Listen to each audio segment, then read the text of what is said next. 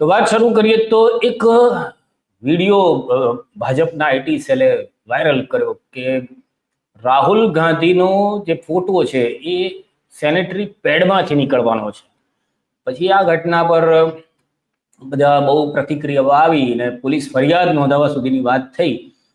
એટલે હવે BJP IT સેલના જે માણસો છે, જે બધા એમના જે મહામાનવના જે અંશો છે એ બધા અત્યારે મોડું સંતાડી રહ્યા છે. અને જો કદાચ તંત્ર આ લોકોનું માને તો આ લોકોની સામે ફરિયાદ પણ થાય, કારણ કે આ વિષય આ રીતે એમણે ચગાવવો જોઈતો નહોતો.